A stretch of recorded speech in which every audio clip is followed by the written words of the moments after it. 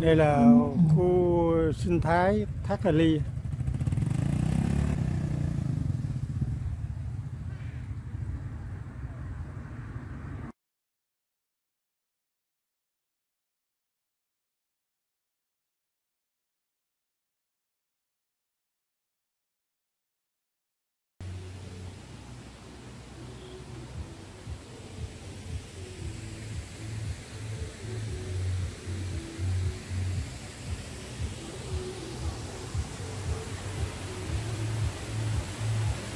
Đây, đường đi xuống thác đây.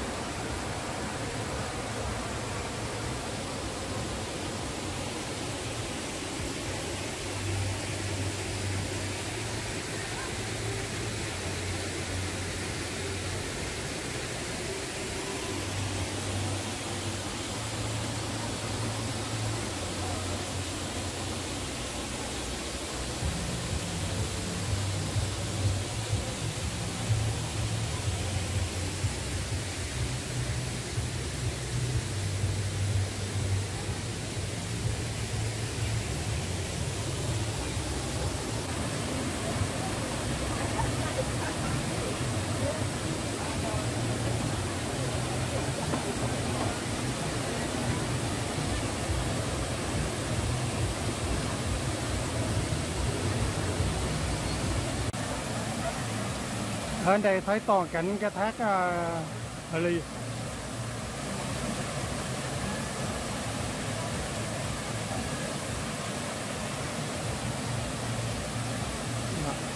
Mặt khoáng của thác là khoảng 50 mét.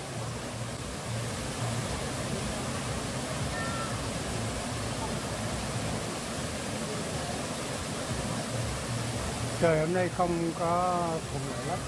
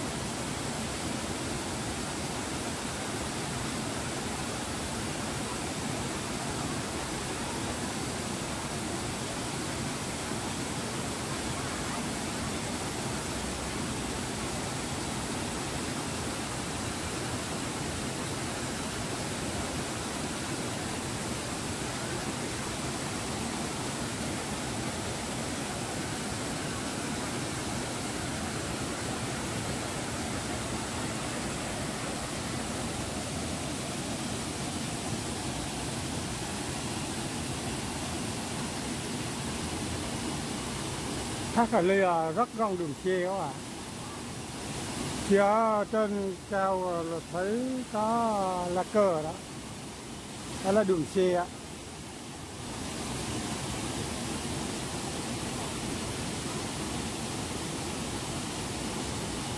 Dòng nước là rất nhỏ, không có lớn, nhưng mà nó trải đều, nó tạo dòng nước chảy thác rất đẹp. Thác có độ cao khoảng 10 mét.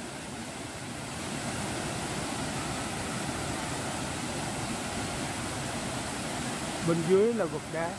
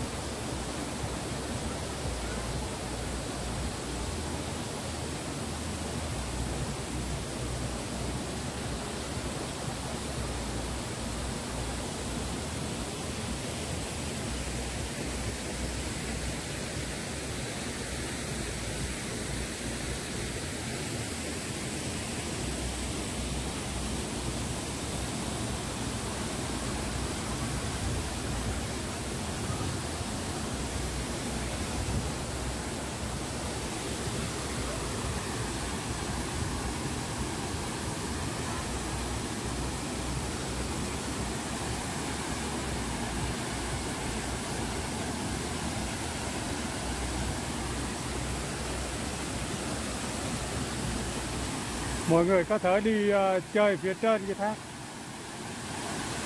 Phía trên cái thác có một số người đang đến ngắm cảnh.